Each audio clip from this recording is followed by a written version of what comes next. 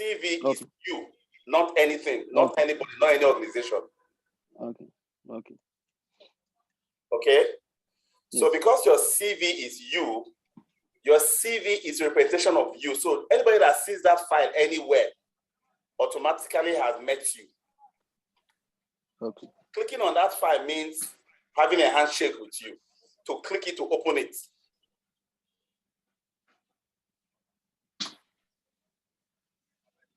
that right?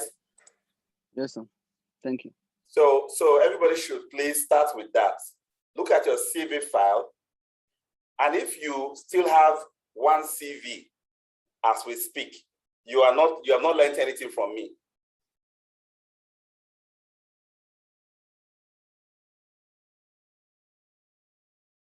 If you still have one CV, Paul Erubami CV, that's the document you have right now. You are not serious yet. Because if you are going to put those three things in your CV, you should have CVs of 2017, 2018, 2019, and 2020. So there are versions of your CVs. And then you should have CVs with which you have applied for a procurement, an admin, a reception, a real estate, a head of projects, a facility manager, a head of facility manager, just different functions. You should have different versions of your CVs. When an opening turns up and the opening says, we are looking for engineering manager to manage facilities, I'll quickly pick my FMCV and edit the name, Paul Erubami, Engineering FM 2021. The file name, that's where we are now. We have not entered the CV yet. Do we all have our CVs with us right now in our computers that we're joining this class with? I'll need to open it up because as I'm going through each of these points, I want you to be not just taking notes. Do a version 2 of your CV, which is properly named now, and then start working on it as we are talking. Please indicate if you're in a position to do that to your CV right now by raising your hand up.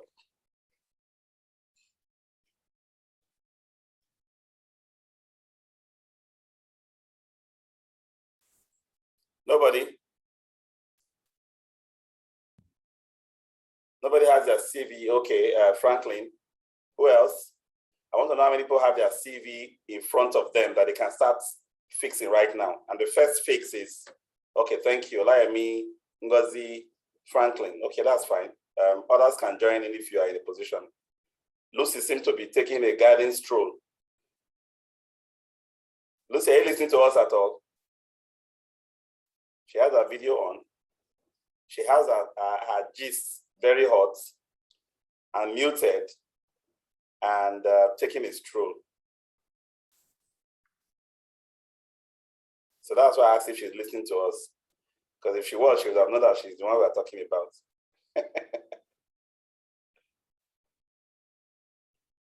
Let me help her by taking off her video.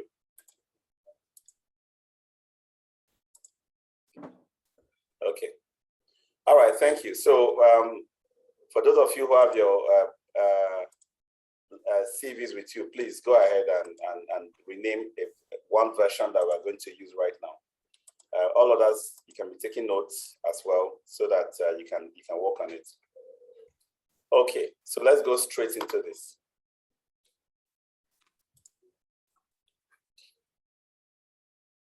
So your CV needs a headline. So beyond the saving of the file, it needs a headline. The headline usually should be your name. If you have credentials, PMP, FMP, CFM, add them to your name.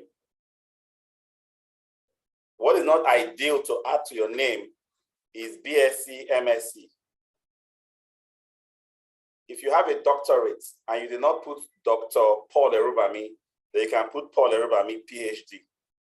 That's the only time an academic degree is worth mentioning as a title. Otherwise, use credentials and certifications. And then you have the bold name with your credentials, initials, and then you have a subscript. Now, this subscript is optional, but it's helpful. Okay, so Paul Erubami, facility manager, subscript, small note, small line under. But it's not compulsory. In fact, everything I'm telling you are best practices from my experience. And I believe that if you apply them, you'll get great results with where your CVs go to, okay? You will find other experts not agree with everything I teach you. So you need to understand that these things are dependent on the person who is teaching it at the time. But this is 25 years of experience and hiring at least 250 people by myself and reviewing nothing less than 10,000 CVs in my career so far, okay? Your CV should be in the first person narrative.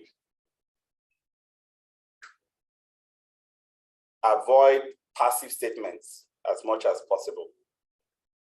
Who can help us understand what this point is trying to say?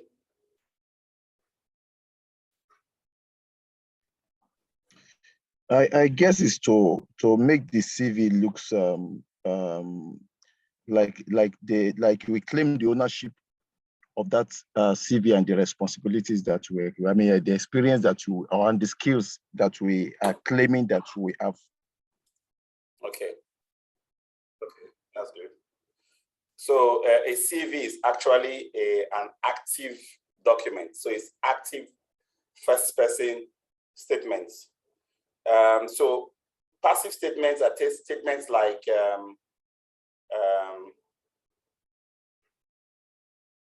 worked as admin secretary of First Bank, right?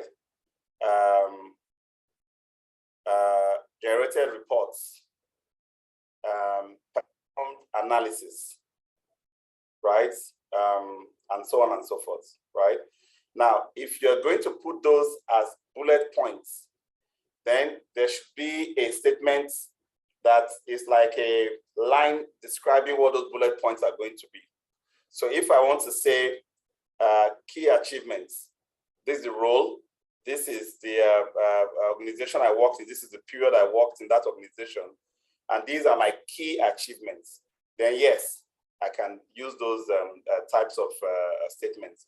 But I will never use those statements in my summary statement, which is my profile statement. I'll talk about that in a bit. Okay, so let it be, there's a subject, there's an object in the statement that you are making. Who did what? Who does what? That information makes the statement complete, a complete sentence structure. Personal data, there have been all kinds of issues about personal data. Don't allow anybody deceive you that there is need for you to put your personal data in your CV. It's archaic. It has fed into the Nigerian stereotype of tribalism and nepotism, that CVs are not even being read beyond the personal data. Oh, I'm from so-and-so local government, so-and-so states, I'm male or I'm female, I'm age 35, I was born so-and-so date. Come on. Delete, delete, delete, delete. Your email and your phone number is enough.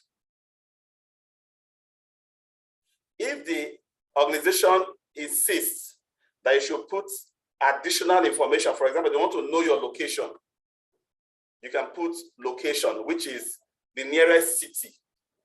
So I can put location, Ibadan, not 25, Bere Street, Alakuko Quarters, Ibadan. No. We all do it. We all do it. We should stop it. From a business point of view, I've seen situations where we are trying to submit a bid and the client is asking us to prove that we have the workers. we submit workers lists with their CVs. They don't give us the bid, but less than a year later, people start getting calls from that company to come and work directly for them.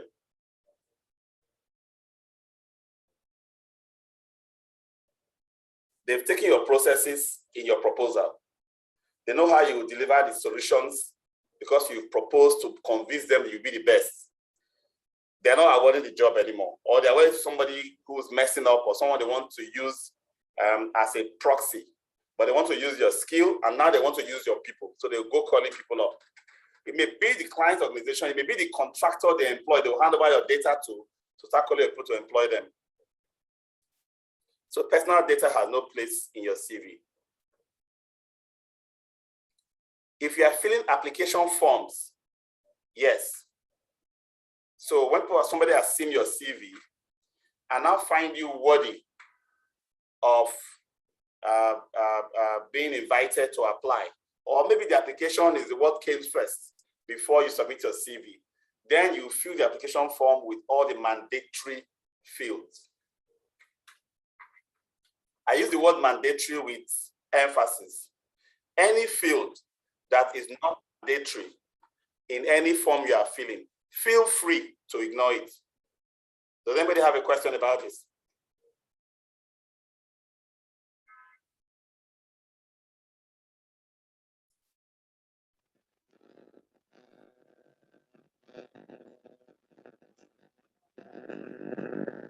All right, so what about if I just put Lagos or Ibadan as a location?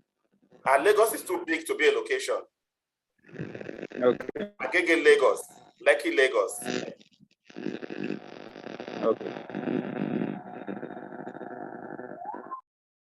Okay. Your cover letter is not your CV. Your cover letter, you are trying to actually make a case that you are the best for the job. Both your cover letter and your CV, you must use some of the tools we discussed in our class. And what are those tools?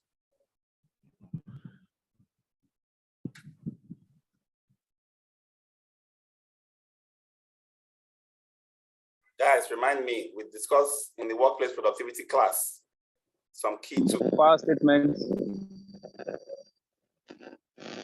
Me in 30 seconds. Me in 30 seconds. Me in 30 seconds and what? Power statement. Power statement, thank you. Me in 30 seconds is very key to your profile statement. You see that top objective, right? That people write, I'm looking for a position in a dynamic, growing organization where I can add my integrity and add my conscientiousness. And we've copied those statements over and over and over, they're overused. So take those ones out and use me in 30 seconds. Let somebody meet you in that paragraph. Who am I? Why should you read this document to the end? Why should you call me? That's what me in 30 seconds is trying to answer. And as you go down the document, then your power statements take over. Everything you want to write in your CV is anchored using what? Your power statements. Okay? So I believe that by now you've done some practice on using power statements and me in 30 seconds. So you'd have had many paragraphs written down in your notebooks about you. See, let me tell you, the more of me in 30 seconds and power statements you write down, the more prepared you are for your interview. Any interview you go to. Because those things you keep writing every day about yourself, right? They become a part of you. And the more they become a part of you, when a question comes from any direction, you couch that answer first using a power statement or dropping a me in 30 seconds into it. Super. No interviewer that will not be impressed by your performance.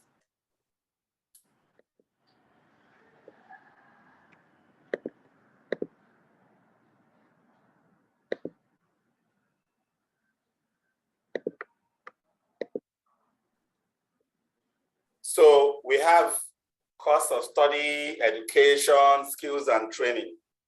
And many of us just put a list of the school and the degree awarded. Please use use a power statement to highlight what you learned. If you were you read geology, why do you want to tell me trying to hire a facility manager that you read geology or you read animal science? How can I connect animal science as anything of value that should be reading to hire a facility manager, for example? If I read animal science, University of Lagos, this year to that year, I'm trying to account for the chronological use of my time so far. I'm not going to account for my career, but I must have a power statement. I will add, learned the use of analytical skills, analytical techniques in the examination of so and so, right? Are we talking about animal science or plant science in that degree? But analytical skills, developing processes, working in teams, developing project plans are all common skills that you need as an FM. So if you have used any of these skills to learn animal science, that is what I want to see in your CV, not that you learned animal science. If there's an invention you did about animal science, you invented a new technique for doing artificial insemination for cattle, for example, right? You can use that to say, I learned to be innovative. My research produced a new technique for artificial insemination. As a facility management recruiter, artificial insemination is not my concern, but that you were innovative to have come up with something novel, I want to talk to you. Are we together here? Yes, sir. So don't just write education and skills and then leave it like that. You must use a power statement to highlight something that will be relevant to this. For example, you could be applying for another job tomorrow and you still write that animal science and pick something else to headline that animal science, another power statement completely.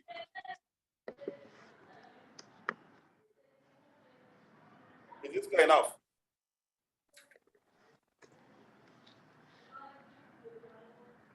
So no need for separate sections for institution attended with dates and qualifications obtained.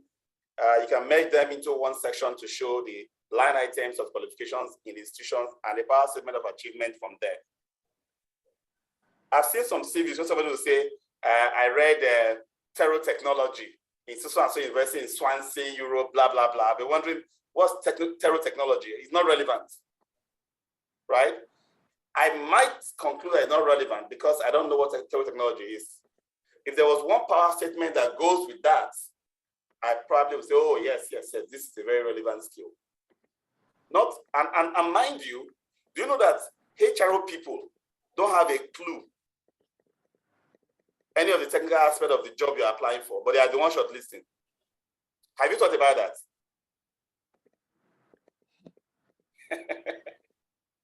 HRO admin, all those small children in HRO, they are the ones that will just pick all the CVs and sort, and shortlist for the bosses to look at. No boss will look at 800 CVs, I'm sure you know that. But you don't get through the door with these ignorant people. The bosses will only see the ones that gets to their table. So it's not about writing too much grammar inside your CV, no. It's about presenting it from the file name to the headline to the power statement that underlines everything. Because the HR person is looking for, this person has initiative, this person have financial acuity, this person have business acumen, this person have team working spirit, this person have conflict resolution skills, this person have Excel working skills. That's what the HR people are looking for. If you don't have it there, your CV does not pass. Chucked in the bin. End of story.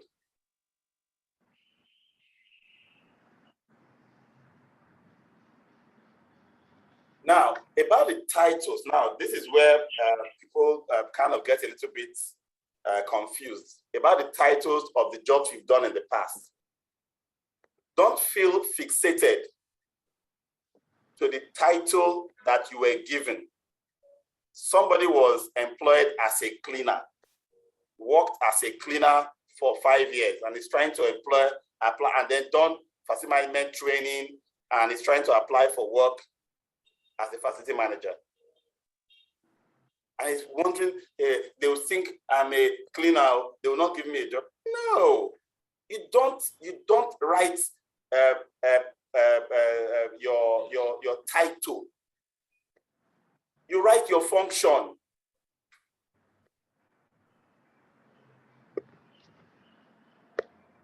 If I was a cleaner and I wrote my function as environmental maintainer or maintenance officer, or how else will you describe a cleaner? Give me a title for a cleaner, a cleaner that knows what he's doing. Guys, help me out here. A function. Hygiene special. Yes. Sanitation manager. Officer, exactly. Sanitation officer, sanitation supervisor, environmental supervisor, ambience coordinator, workplace hygiene officer. There are so many things. Just a cleaner. You speak to your function because you are coming from a position of power now. What you were doing there was cleaning, but you were making, because you are aware that you were making sure people were healthy and the ambience was fresh, refreshed every day, and the place was well ventilated and there were no complaints. Those are the kind of things you are trying to talk about. And then you speak to your customer satisfaction credentials. You speak to your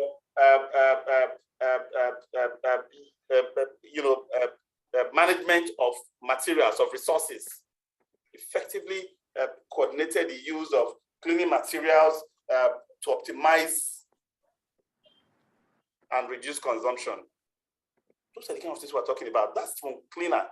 I'm going down to the lowest. So you could have 4 or 5 versions of your CV, and you have worked the last 3 years as a receptionist.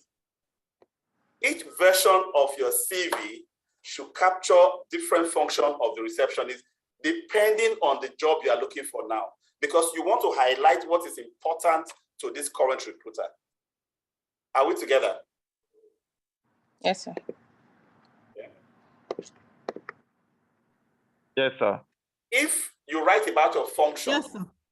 and the organization now insists, maybe during interviews and whatever, and say, what was your title? Be honest, my title was cleaner, but my function was what? Aha, what you saw in my CV. Because many of us will be afraid, oh, maybe they'll go and do background check and find out, oh, when they employed Paul, who made Paul a sanitation officer? Was not just a cleaner. No wahala. It's me that know that I was a sanitation officer when I was there. You employed me as cleaner, no wahala. But what function did I perform? And when I'm writing my CV, I didn't write that my title was sanitation officer. I wrote that my function was what?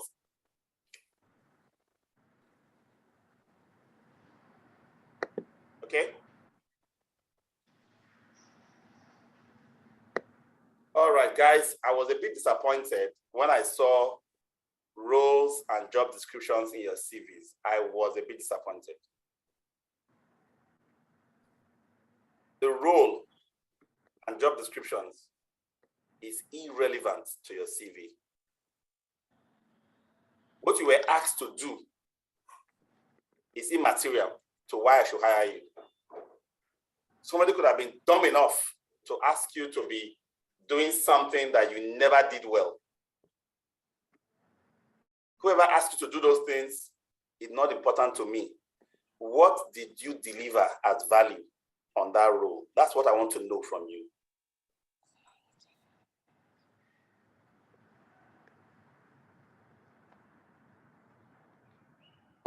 So if you want to talk about the role, you want to describe the role, you can use one statement or one paragraph to describe the role. But that list of duties assigned to me, please, I'm begging you, delete them from your CVs. To delete them, you need to look at each of those duties and ask yourself, while I was asked to do this duty, what did I achieve? Write it down one by one for each of those duties. That was used to replace my role or my duty was. I don't want to have CVs that are being thrown around. Your list of skills should not just be a list of skills. Don't have too many skills in one CV. Pick a handful of skills that are very powerful related to the job you're applying for and use power statements. I keep saying power statements. I hope you can revise and know what power statements are.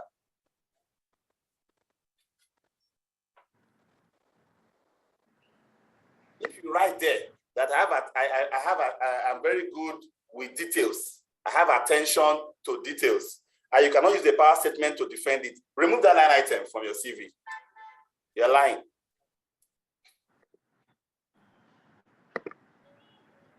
Okay, sir. Sir, can I ask a question, sir? Yes, ask. Okay. For instance, working in an organization, because of your achievements, as you have mentioned, you have been a kind of move from various departments, maybe like promoted within a short time frame, maybe within 3 years, you have moved to a various department. Yeah. It's important to state that because you have all the role assigned to you, because you are able to deliver this, that, and all that. You have been moved. Is it important to state those things? If your move within the organization is vertical, there's a difference between vertical and horizontal moves. Okay. If they were vertical, that means you are being promoted. Every next vertical was a higher position, right? Yes. You can outline each of those positions so that whoever is looking at your CV see that you are a stellar performer and you were promoted quickly. Okay. Right? But still don't identify the roles you were given in those duties. Identify your achievements in each of those duties. Okay. Okay, sir. Okay? Okay. If they were vertical moves, let's say you move from outdoor cleaning supervisor to indoor cleaning supervisor, which is the same level, to security supervisor, which is the same level, 3 levels in 3 to 5 years, right? Now, you will pick the one that is most relevant to the job you're applying for now. If it's a security related position, say you have been a security supervisor during the time you work for that organization. If it's a cleaning, pick one and say, that's what I was during the time I worked for that organization. It doesn't make sense writing, I was cleaning supervisor, I was internal cleaner, I was external cleaner, I was gardening supervisor, I was security supervisor, when they are all horizontal moves. Yes. Are we together? Yes, sir. Yes, sir. Unless you have a particular word you can use to coin all of those 3 departments and say, I was working in this area for this period. So all those 3 departments or 3 functions you perform will now be fused together as one. But don't list them as line 1, this position, line 2, that, then line 3. No. That's a waste of space. Your hobbies. If you have too much space in your CV, no wahala. You can write your hobbies in there, hoping that it will not be used as a stereotype against you.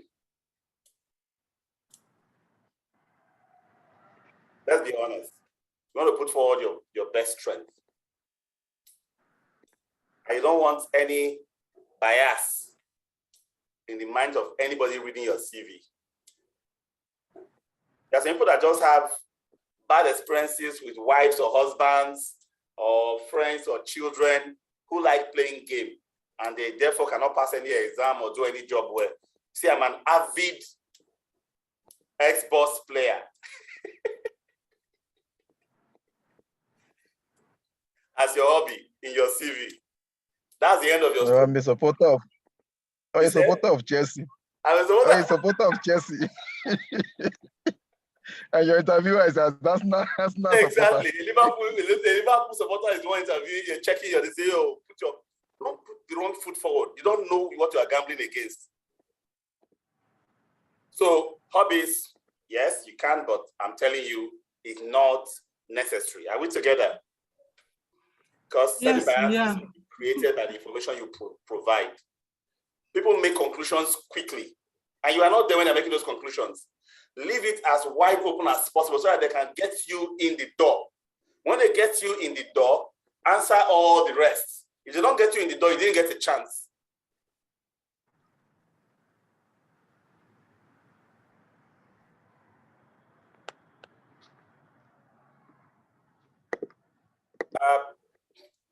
If you have referees,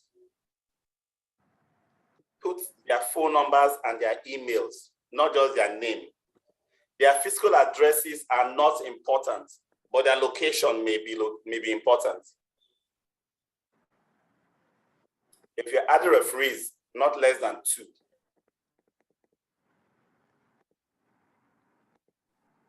If you're not adding referees, don't say referees will be provided on request. Delete that line item.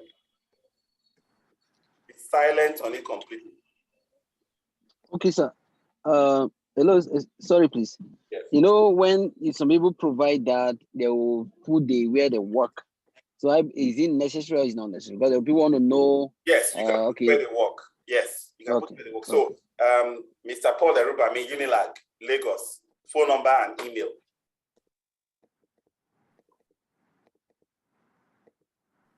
Okay, don't put my house address.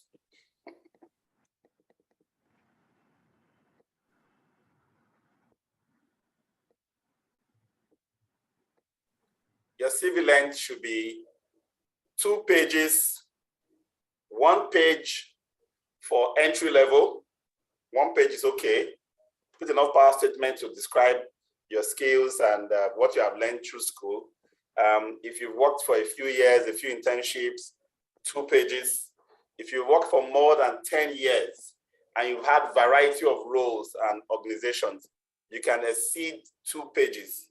But no CV should exceed 4 pages. You know why? Who knows why? It becomes boring. Nobody Except you're a professional or something like that. Nah. You can't excite me more than 4 pages.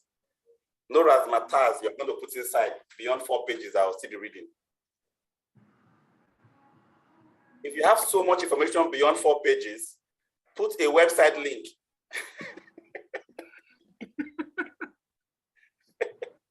No, for real. Nowadays, you should have a personal website if your resume is now so robust, right? Just have a small WordPress or any other kind of free website where you have your details, your projects, some things about yourself, where you wake up in the morning and drop some notes here and there.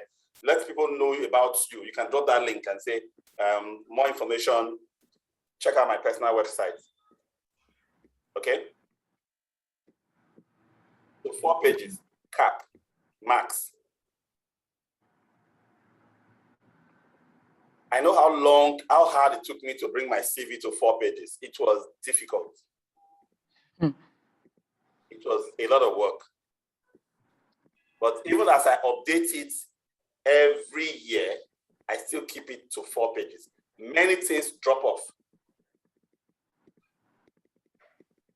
depending on what my CV is being reviewed for.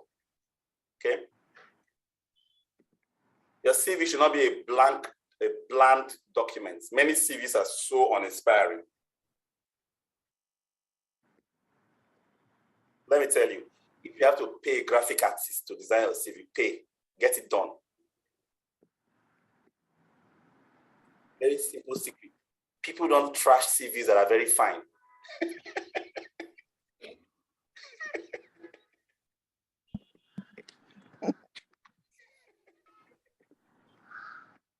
don't throw it in the bin anyhow. They respect it. But don't kill it with colors. A few colors, it's okay. 2 colors is fine.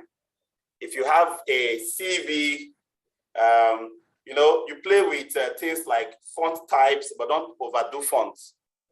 2 fonts as well, it's also okay. Then you play with columns. You know how you can put something on the left and some on the right, right? To accent it. And then some can be in the box and some can flow freely. Yes. Something else you should not do is use heavy color background, like white print on dark blue background on any part of the CV. They will not print it. And if they have to print it black and white, it will not be legible. But sometimes the last few CVs, the boss will not look at it in soft copies. They have to be actually printed and put in front of him. So CV now requires complex printing procedure. Sorry, it's gone, out. What about the picture? Your headshot has a way of telling who you are. It's not compulsory. It's not compulsory. But if you can get a professional headshot, well done, not with excessive makeup, but a good quality picture taken in the studio, then you can put it there. Especially when you have done design on your CV. Okay? Questions?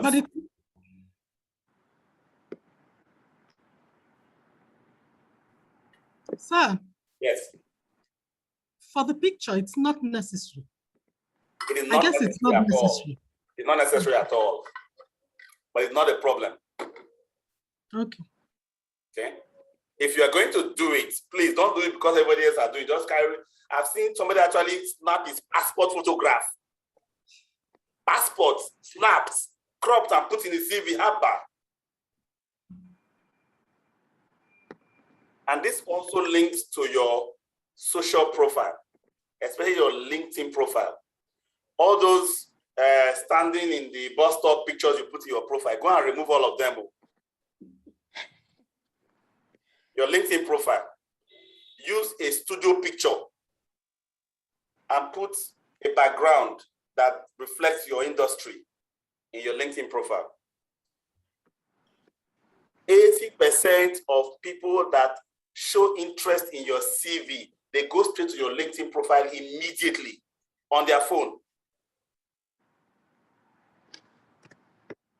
So all of these things we're talking about in your CV, you need to replicate them in your profile. So where I was telling you about having your personal website, when you want to put 20 pages, right?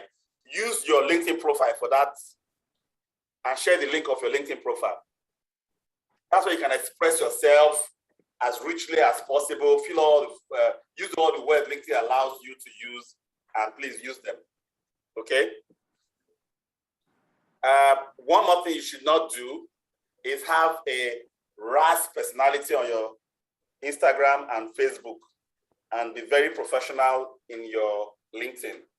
They also check what you look like.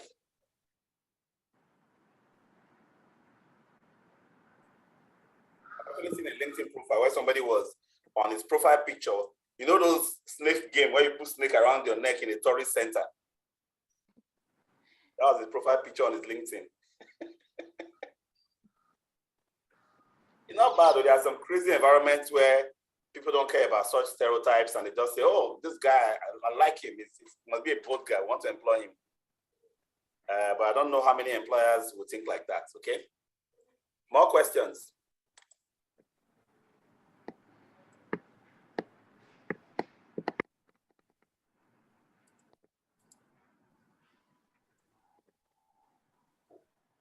So you're going to do your CV again, follow these instructions, and you're going to resubmit it. If I find any problem with your CV that I cannot employ you based on it, I'll charge you 5,000 naira. No. I'm serious. So if I review your CV again and find that there's an error that will make me not able to give you a job, no. I'll charge you for it. I will not say, this one is not serious, leave her alone, leave him alone. No, I won't do that. Because you're all my children right now. I must make sure that you are all straightened up. So I'll take my money from you for the time I take me to review and correct it again.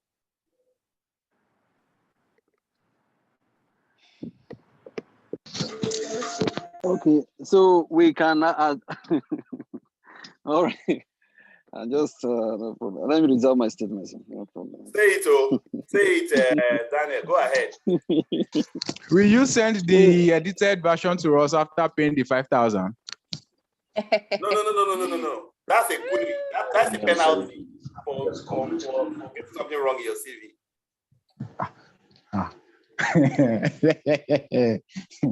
But Mr. Paul, please tamper justice with Matthew. After collecting the 5,000, please correct the CVs and send back to us. That's too expensive. No, it's better that way. After paying the 5,000, correct it and give it to us. I can correct your CV for $120 each.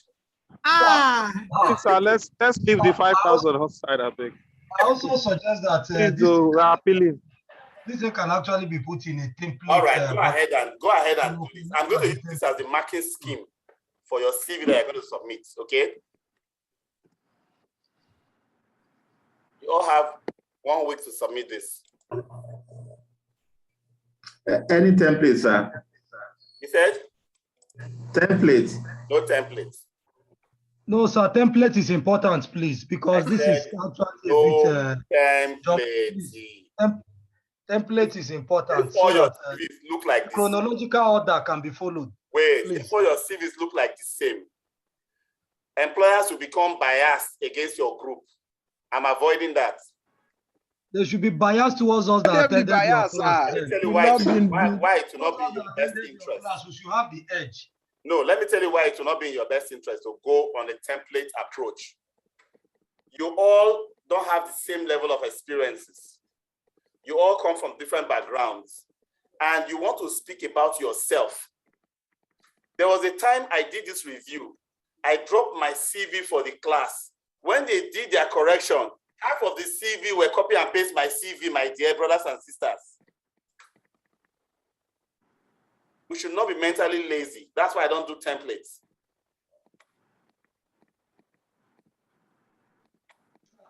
They returned their CV, and I was seeing myself in virtually half of the class CVs. No, so I think that is I'm not talking of just the structure of my CV. There were whole statements carried from my CV into their CV. I don't do it again. I'll be spoiling you. I'm creating some complication for you in trying to get this right. It will read through. The structure is just what we have to, because when I was going through these key points, you will need to do a lot of work to be able to separate and get the structure all right. I think that maybe the template should provide the structure, should fill in the words. You listen to me when I get a graphic designer to design your CV. Write your content and do design for it.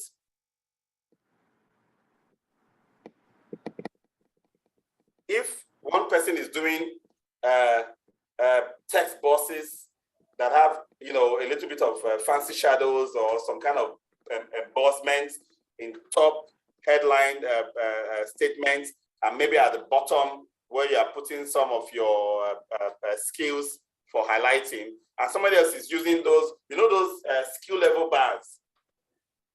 Those skill level bars where you say, I am very, I have excellent communication skills, right?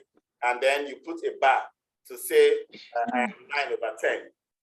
Someone else has that as an idea. There are so many different types of ideas to design your CV.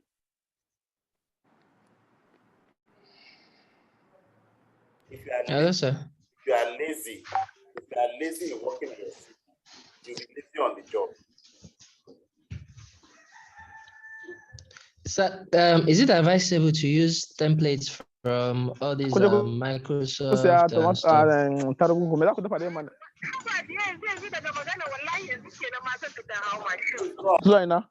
to mute Elias. Go ahead. Yes, I was asking if it's advisable to use Microsoft when you're trying to create a document and you say resume, they usually have some templates. Yeah, you can. Is that advisable? Once you have finished. But you just follow this list, right? Exactly. Correct the content to reflect, what you are putting in there. All right, thank you, sir. You're welcome. Okay, ladies and gentlemen, you have been excellent. Sorry, sir, one more thing. Class, yes. The size. You are saying 12, right? That's 12, yes. But sometimes when you're trying to squeeze things together so that you don't want to exceed the maybe, for example, 2 pages they plan to do. I think there's some content there or some things in our CV that we can just reduce the font to maybe also for graphics purpose and all of that. Would that be okay? Maybe some that. Yes, during design, yes, you can have some areas of size 11, but don't go below 11. Okay, below 11. Okay, all right. Below 11, because there's a way design. Hello, sir. Couch. The section of to be smaller font size, but it will be, brought out. But don't go below 11. Below 11 is not readable. Unless there's a part of the CV you want to hide. Write it in by 6. So you know that area is hidden, nobody can read it.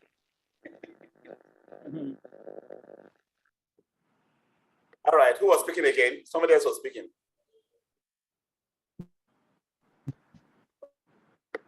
I mean, I'm muted.